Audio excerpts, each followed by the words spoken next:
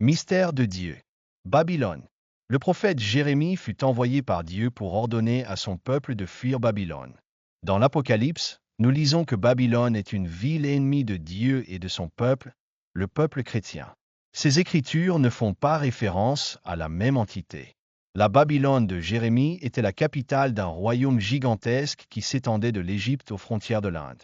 Pour conquérir ces territoires, il détruisit définitivement de nombreuses nations: Édom, Moab, la Philistie, la Syrie et l'Assyrie. Babylone détruisit le premier temple de Jérusalem, extermina la quasi-totalité des Juifs et déporta la plupart des survivants à Babylone, leur permettant ainsi de préserver leur foi, leurs lois, leurs textes et leurs traditions. Pourquoi Dieu a-t-il permis à Babylone de détruire Israël jusqu'à ses fondements? À cause de leurs péchés. Lamentation 4, 12-13.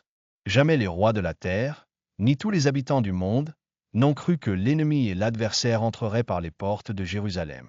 C'est à cause des péchés de ses prophètes et de la méchanceté de ses prêtres, qui ont versé le sang des justes au milieu d'elle.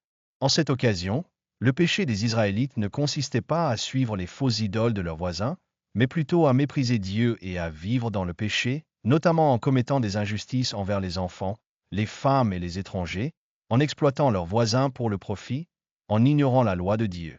Et Dieu ne toléra plus une telle injustice. Babylone fut définitivement détruite par les Mèdes et les Perses. Cette nation n'existe plus. La Babylone de l'Apocalypse n'est pas une nation. C'est une puissance qui domine les esprits sans recourir aux armes ni à la torture. Dieu nous avertit: quand vous verrez l'abomination de la désolation, fuyez dans les montagnes.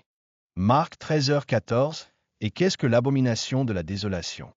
Ézéchiel 22, 4-13 le dit. Tu as péché par le sang que tu as versé, et tu t'es souillé par les idoles que tu as fabriquées. Tu as rapproché ton jour, et tes années sont terminées. C'est pourquoi je fais de toi un objet d'opprobre pour les nations et de mépris pour tous les pays. Ceux qui sont près et ceux qui sont loin de toi se moqueront de toi, profanés et dans une grande consternation. Voici, les princes d'Israël, chacun selon sa force, se préparent à verser le sang. Ils ont méprisé chez toi père et mère, ils ont violé l'étranger au milieu de toi, ils ont dépouillé l'orphelin et la veuve au milieu de toi. Tu as méprisé mes sanctuaires et profané mes sabbats. Des calomniateurs se sont mis chez toi pour verser le sang, ils ont mangé chez toi sur les montagnes, ils ont commis des actes impurs au milieu de toi. Ils ont découvert chez toi la nudité de leur père, et ont commis des violences envers celles qui étaient impures à cause de ces règles. Chacun a commis des abominations avec la femme de son prochain, chacun a déshonoré sa belle-fille, chacun a violé sa sœur, la fille de son père. Ils ont payé de toi un prix pour verser le sang, tu as pratiqué l'intérêt et l'usure, et tu as escroqué ton prochain par la violence. Tu m'as oublié, dit le Seigneur, l'Éternel. Et voici, je me suis frappé les mains à cause de ta cupidité et du sang que tu as versé au milieu de toi. Mais comment Babylone opère-t-elle? La Bible offre de nombreux exemples. C'est la manipulation de l'escroc qui vous offre le monde pour un sou et vous vole ce que vous avez de plus précieux. Le premier exemple est celui d'Adam et Ève au paradis. Pour leur trahison envers Dieu, ils ont perdu le paradis. Un autre exemple est le droit d'aînesse d'Ésaü, à qui Jacob a échangé les privilèges du droit d'aînesse, y compris celui d'être l'ancêtre de notre Seigneur Jésus-Christ, contre un plat de lentilles. Vous pouvez le lire dans Genèse 25, 30-33. Et l'exemple le plus important, la tentation de Jésus. Nous lisons dans Matthieu 4, 1-10. Alors Jésus fut conduit par l'Esprit dans le désert pour être tenté par le diable. Après avoir jeûné 40 jours et 40 nuits, il eut faim. Le tentateur s'approcha de lui et lui dit: Si tu es fils de Dieu, ordonne que ces pierres deviennent des pains. Il répondit: Il est écrit, l'homme ne vivra pas de pain seulement, mais de toute parole qui sort de la bouche de Dieu.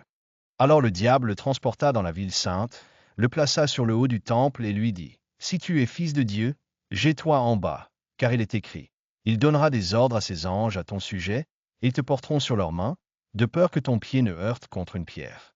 Jésus lui dit: Il est aussi écrit: Tu ne tenteras pas le Seigneur, ton Dieu. Le diable le transporta de nouveau sur une très haute montagne et lui montra tous les royaumes du monde et leur gloire. Il lui dit: Je te donnerai toutes ces choses, si tu te prosternes et m'adores. Alors Jésus lui dit: Éloigne-toi de moi, Satan, car il est écrit: Adore le Seigneur ton Dieu, et tu le serviras lui seul. On trouve d'autres exemples dans une Chronique 21, 1-14 ou Matthieu 15, 3-9. Il leur répondit, et vous, pourquoi transgressez-vous le commandement de Dieu au nom de votre tradition? Car Dieu a commandé, honore ton père et ta mère, et quiconque maudit son père ou sa mère sera puni de mort. Mais vous, vous dites, quiconque dit à son père ou à sa mère, ce que j'aurais pu t'offrir est un don de ma part, qu'il n'honore plus son père ou sa mère. Ainsi, vous annulez le commandement de Dieu au nom de votre tradition. Hypocrite, Ésaïe a bien prophétisé à votre sujet lorsqu'il a dit, ce peuple m'honore des lèvres, mais son cœur est éloigné de moi. Car c'est en vain qu'il m'honore, enseignant des préceptes qui ne sont que des commandements d'hommes. Ce sont des pièges pour les imbéciles. Ils visent à soumettre la volonté des gens afin qu'ils fassent la volonté de quelqu'un qui veut les tromper, les dépouiller, les asservir à la drogue, au vice, etc. Ils cherchent à leur faire un lavage de cerveau afin qu'ils renient Dieu et ses lois.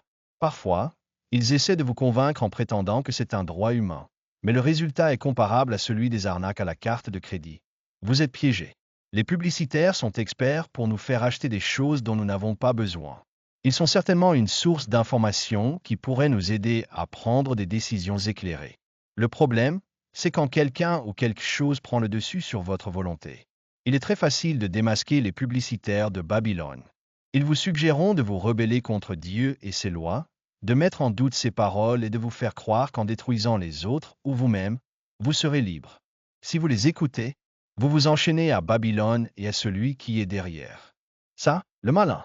Avec le développement de l'intelligence artificielle, l'ère de l'esclavage approche, car beaucoup cesseront de penser et laisseront l'IA penser à notre place. L'IA en elle-même n'est pas mauvaise. Ce n'est pas un système de programmation.